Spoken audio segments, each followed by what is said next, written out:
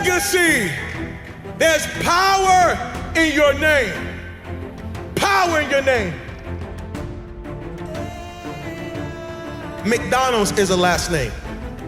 Abercrombie and Fitch, last names. Armani is a last name. Baskin Robbins is a last name.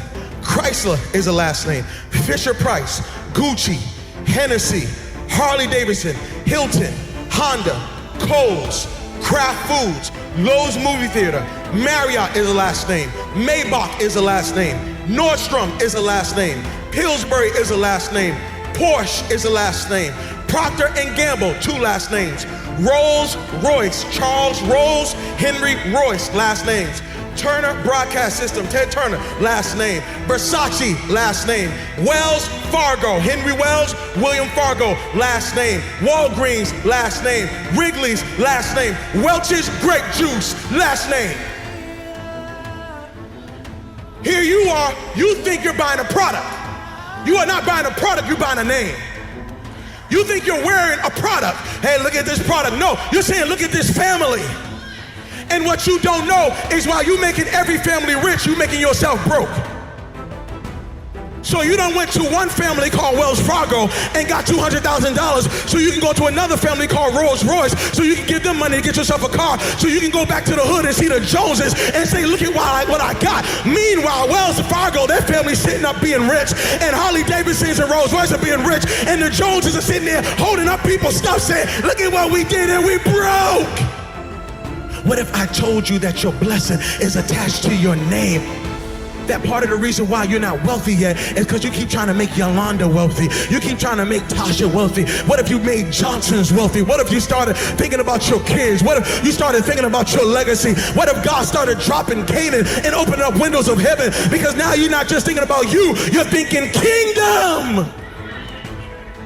There are some people who are attached to you who are saying, Mama, can you do something with this name? There's some people who are saying, Dad, can you do something with this name? Maybe God gave you the name to change and reverse some of the stuff that the name meant one day. I wish there was somebody in this room that say my name might mean one thing right now, but I promise after today, this name's getting ready to change. I promise after today, everybody's gonna want my last name. I'm here to let you know you are a curse breaker. You're thinking kingdom. You are not just getting married, you're breaking a curse. You are not just graduating from college, you're breaking a curse. You are not just getting out of high school, you're breaking a curse. You are not just saved, you're breaking a curse. And everybody around you is about to be blessed because of what God's getting ready to do in your life.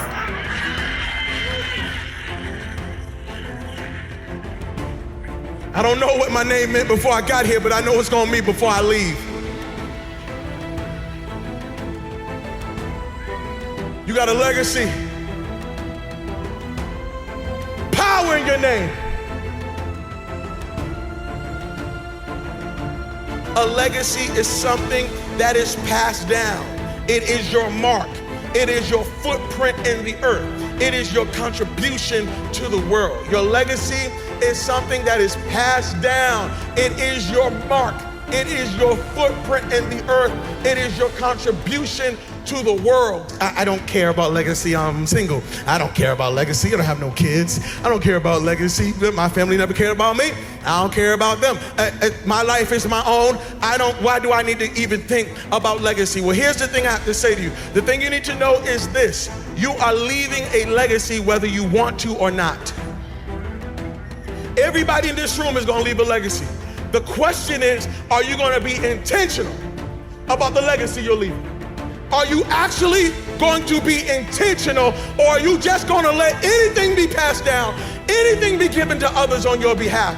Don't let it be so. It's like this past weekend, I went out to go preach. And when I went to go preach, I went into a city and I rented a car. When I went to the rental car, they said, go downstairs in the garage, you can grab any car. When I went down there were only 2 cars. There was one car that looked like it wouldn't make it past Monday. And then there was another car. So I went to this car, but when I got into the car smelled like cigarette smoke. And so I took off with the car because, I'm just like, hey, let me get out of here. And so I'm driving the car for a couple of days. When I bring the car back, drop off the keys, they say, hey, you have any problems with the car? I said, no problems with the car. They said, all right, cool. I leave. And they said, I looked on my email and they billed me $350. How you gonna charge me I've never smoked a day in my life. They said, sorry, sir, you brought the car back smelling like cigarettes. I said, no, I didn't bring the car back smelling like cigarettes. Y'all brought me a car that smelled like cigarettes. They said, no, all we know is that you brought us a car with cigarettes, so you have to pay the price. Can I tell you something? That is a picture of many of our lives. Some of us lived a life that stunk so bad. And many of you are paying a price for a life that you didn't live, but somebody lived before you, and they handed you down a name or a life that stunk so bad that now you got to pay forever for it. And I'm here to let you know, stop giving people this dirty, nasty, stinky life. Why don't you build a legacy so when somebody gets into the car of your life, they want to say thank you instead of, I can't believe what you did to me. Everybody here has struggled with an addiction that's not yours. It was an addiction that your family didn't deal with. It was an addiction that your father just overlooked, and so it got passed down to you, and now you're struggling with this addiction. But truthfully, if you track the addiction, your father had it, and your grandfather had it, and your great-grandmother had it, and your whole family had it. And because they didn't deal with it, because they weren't thinking legacy, now you're driving in a car that you gotta pay for. And God is saying, the buck stops here, that this is it. I put you in the earth because you're about to stop some stuff. I know people who went to go buy a house, and when they went to go buy a house, they saw their credit report, and the credit score was so jacked up, and when they saw the report, they realized that mama had gave out their social security number to the whole family. And everybody done rented stuff and didn't pay back, and everybody had electric bills and cell phones that don't even exist no more. Why? Because somebody didn't care about legacy, and they handed you a bill, and now you can't walk in Canaan, not because of your issues, but because of some issues that were passed down. God forbid you are sitting in this place saying, I don't care about legacy. You need to care about it, because somebody's got to live in the life you have. You are passing something down whether you want to or not.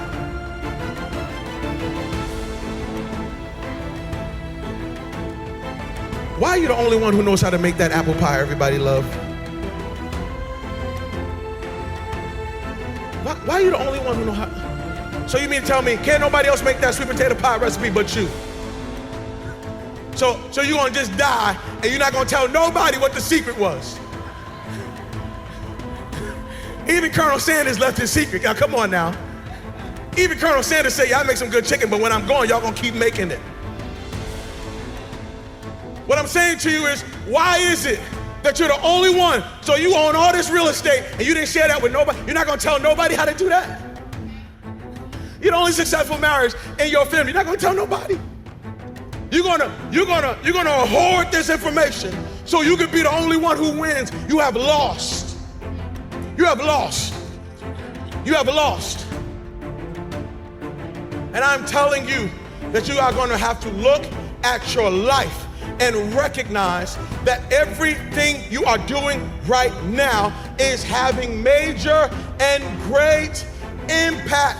If you're gonna leave a legacy, you're gonna have to remember how you started, but focus on how you finished. I don't want you to forget how you started.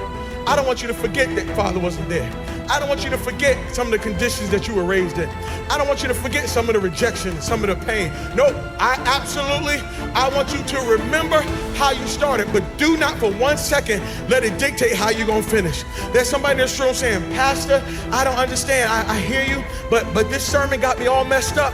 I was feeling good, and then you done preached this sermon, and now I'm thinking about the 60 years of my life I've wasted. I'm thinking about the 60 years of hurt I caused. I'm thinking about the 60 years of stuff I did. I got some college student who's sitting here saying, Pastor, I wish I heard this word in my junior year in high school. I wish I heard this word in my sophomore year in high school, because I did some stuff as a sophomore that I'm still paying for now. I did some stuff as a senior that I'm still paying for now. Can I tell you something? Your yesterday may have been jacked up, but God knows how to take the old and make it new.